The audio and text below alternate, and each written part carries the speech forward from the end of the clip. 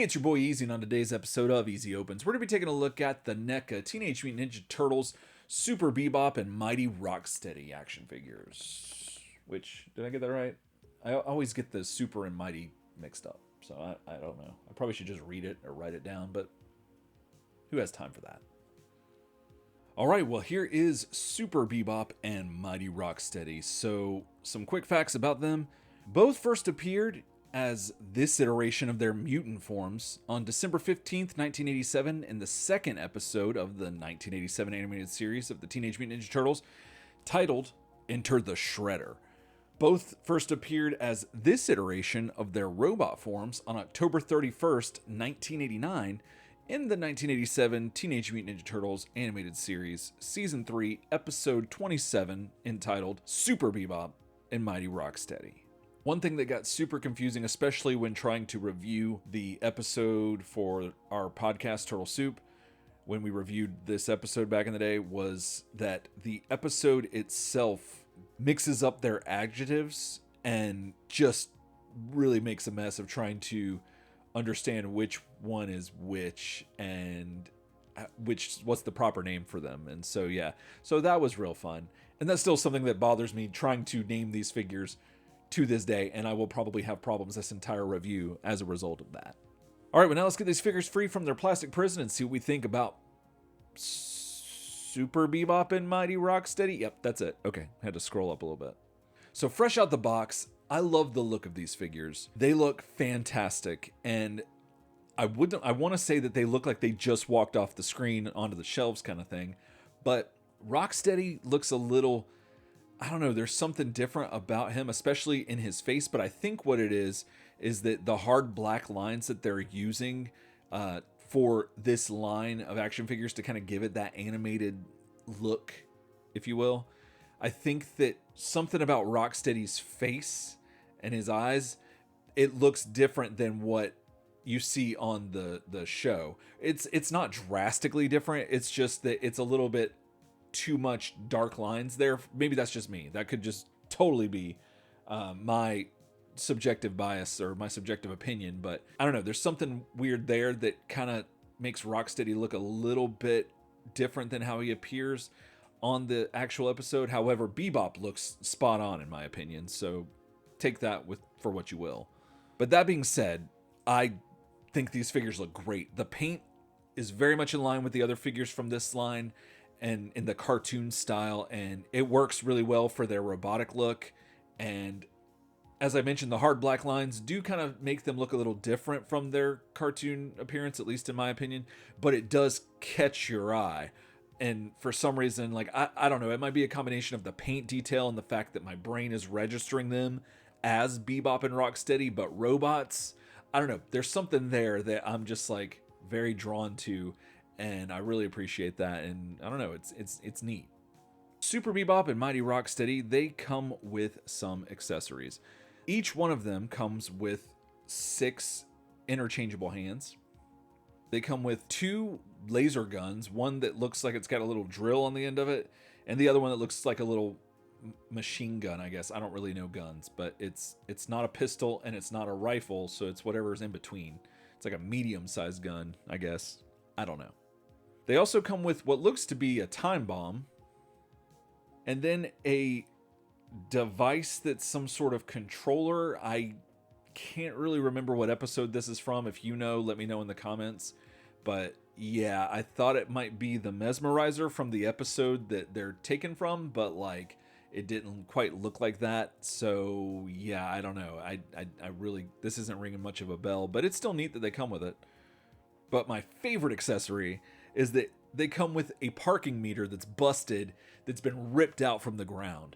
I absolutely love this, and I wish that more of these turtle figures from this line, the animated series line, would come with accessories like this, because it's very much what they would do in the show, is they would use the stuff around them to fight the turtles, and that was always cool. And then they'd also do it in the video games, which is always neat. And I don't know, there was something about using your environment as weapons, and there's just something about that really appeals to me. And I don't know, I just wish more of these figures, especially more Bebop and Rocksteady figures, had street level kind of debris accessories or whatnot. You want whatever you want to call this. All right, well, now let's take a look at the articulation you're going to get out of Super Bebop. So starting with the head, he's got 360 at the neck, but the little gun parts right here are going to stop at the ponytail. It's not going to, I mean, you can get it over it, but, you know, it's going to give you some grief. You got jaw articulation, which is fantastic. He can look up quite a bit, look down a little bit, but not much. I thought the ring in his septum, I think that's what that's called, was movable, but not really. Let's see. He's got an ab crunch kind of thing going on, but there's a lot of plastic there keeping it from really doing much of anything, but you can move him there. He's got 360 at the waist, which is cool, especially for robots. 360 at the bicep. He does have 360 at the shoulder, but the shoulder pads, which are normally turtle shells, I guess these still kind of are, they are definitely impeding it and will not give to allow him to move his shoulder up any more than, you know, what it already is. But you got the 360 at the bicep, you got double jointed elbows, you got 360 at the wrist, and you got a little bit of wiggle room in there as well, because yeah, you can see it. And let's see. So he can't really do splits very well, but he does have nice rotation at the thigh ball joint kind of deal, whatever that is. You got double jointed knees, and then you got an ankle rocker. And I believe that is all the articulation you're going to get out of Mighty. Is that right? Super Bebop. There we go. That's it. I always get them mixed up, but yeah. All right, now let's see about Super. Nope. Mighty Rocksteady. I always get them mixed up, even after I just read them. Never fails.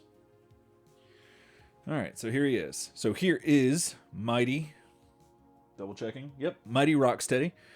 He has the jaw hinge, which is awesome. 360 at the neck, because his shoulders are not impeding that. Can't really move his head up or down very much at all, so he's kind of stuck looking the way he does. He does have 360 at the shoulders, but again, there's this shoulder part right here that is impeding that. 360 bicep, double jointed elbows. He does have 360 at the wrist, but it does get a little bit hung up on this part right here. However, he does also have the hinge on the inside of the wrist, so you can move it back and forth as well. He has a rocker joint, which works a little bit better on him than he does Bebop, but you can get 360 there at the middle of the chest as well as at the waist, which is, you know, again, really cool for robots because, you know, anytime a robot just totally turns around and does that, that's terrifying. So I kind of like having that availability to me in, you know, as far as options go for posing. Let's see, what else do we have down here? Okay, so yeah, so his legs are pretty much the same as Bebop's, and you get a little bit of wiggle room here. Not quite 360, or if you can, it's kind of tough. You got double jointed knees and an ankle rocker, just like Bebop. No toe joint, which I thought was kind of strange, but you know, you know, what are you gonna do? You don't always need it, which is why it's appreciated when it's there, but I think these are fine without it. And other than that, I think that's all the articulation you're going to get out of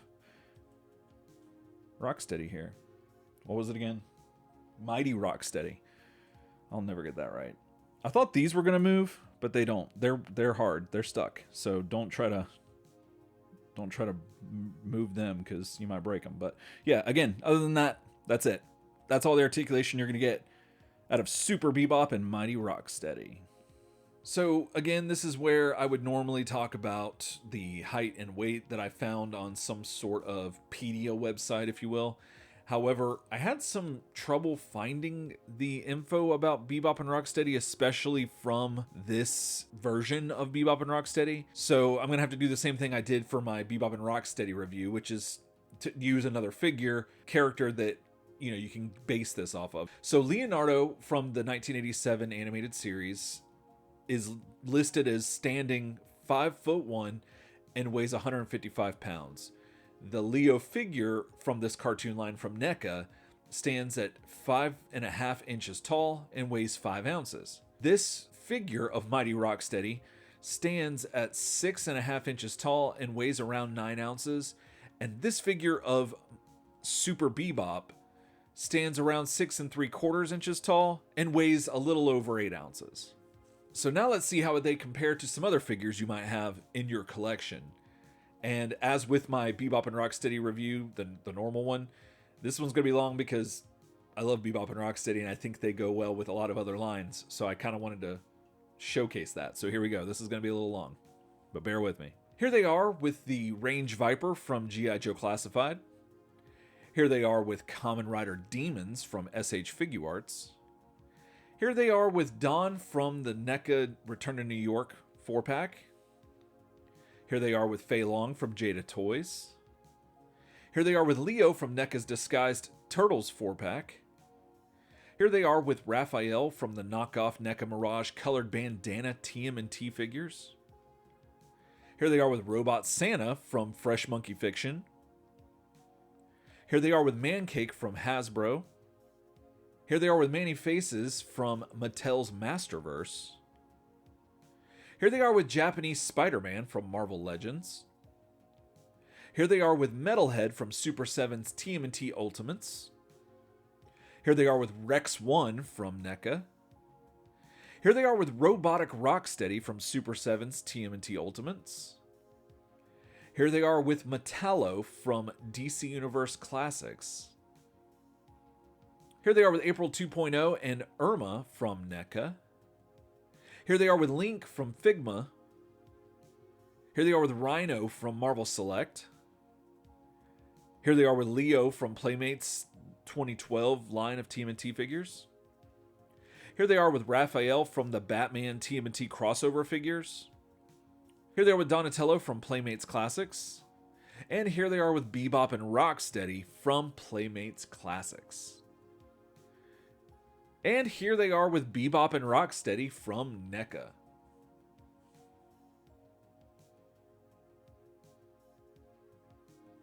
Bebop and Rocksteady are just two of those characters that are inherently cool. Maybe that's bias, I don't know. But like, I almost always love when they show up in every iteration of the Turtles that they appear in. And when you think that they couldn't get any better, you make them robots, and that just elevates them from 6 to midnight for me. You know what I'm saying? And I don't really know how to explain it. I kind of guess I just have a thing for robots, which, I don't know, that doesn't sound too strange, I guess. But then I think about other robots in the Turtles lore, and you got Metalhead, who's awesome, and then you got Chrome Dome, who's also awesome. So, like, I don't know, maybe there's just something about the Ninja Turtles franchise that works very well with robots. But nevertheless, this is a shining example of taking something that's already really good and making it better by adding something else that's really cool. Just like peanut butter and jelly, peanut butter and chocolate. And I don't know, if you could make peanut butter a robot, I'm sure it would be amazing as well. Probably not as cool as these figures, but still pretty cool. Something about them just works so well together, and it transcends forms as well as evident here in their robot forms. Like, you can put them in almost any outfit and they just work together with not only the outfit and the theme, but also together. I don't know, I just think they're just great. They always kind of have this scary, fun look, if that makes any sense. Like, you're gonna be a little worried about what they're like going to do and everything, but you're also gonna be a little excited about how fun it's going to be. I don't know, maybe that's just me. But anyway, NECA did a fantastic job with these figures. They look how they did on screen, and they just look great on the shelf now. The detail and paint are fantastic, and like, I said it a lot earlier, but I absolutely loved the broken parking meter. Like, that's just excellent, and I, again, wish more figures, just in general, would come with different street accessories that we could use in the fights that we pose our figures in. You know, that would just be really neat. And then there's their articulated jaws. Like, I can't tell y'all enough how much I love an articulated jaw on an action figure, especially when they're well done like they've been on the Bebop and Rocksteady action figures from Neca. But like, I just think it adds so much to a character and it adds so much to them. I don't necessarily know why they need it as their robots, so I don't know that they need to move their mouths. Like, I don't know how that works, but I'm not a roboticist, so I don't really know. But as far as a toy collector, reviewer, buyer, fan, lover, I guess, I absolutely love it. And it really just takes it over the top for me as far as an action figure is concerned. And so there's that. Now, I do have to mention that I had an issue taking the hand out of Rocksteady, and I broke the laser that comes out of his forearm on his left hand, and it just broke off. And yeah, it just like kind of just snapped out, almost as if it was like, I don't know. I tried to put it back in and it would kind of stay, but it looks like I'm gonna have to glue it in. But thankfully, it seems like an easy fix. However, that does kind of suck. But, you know, what are you going to do? Also, the guns on the back of Rocksteady feel weird because, like, you'd think they'd turn and rotate or whatever, but they don't. They're just stagnant. They just stay pointing out to, you know, wherever they're facing on his back. But then I started thinking that it might be kind of neat to just have them stay like that. That way that you always know that if you need to shoot someone or something on your side, you don't have to worry about if your gun's pointed the right way or not. You just have to make sure you're pointed the right way. And it's just, I don't know, there's something about the simplicity of that and the lack of it being able to rotate that just, there's something there for me. I don't know. Maybe that's just me. So if you're a fan of robotic action figures, then these are for you. You're going to love these. If you're looking to add more baddies to the TMNT baddie shelf, then these will fit right in. Or if you're like me and just enjoy having a little line within the line kind of collector joy of having more Bebop and Rocksteady in various suits and versions, then you're definitely not gonna be disappointed with Super Bebop and Mighty Rocksteady. Alright, well that's going to do it for me today. Thanks so much for watching. If you liked what you saw, hit the like button. If you want to see more from me, hit subscribe. And let me know in the comments, are you a fan of Bebop and Rocksteady? Are you a fan of robots? Are you a fan of Bebop and Rocksteady as robots? There we go. I almost didn't get that one out. Let me know all your thoughts on Bebop, Rocksteady, and robots in the comments. And until then, else time.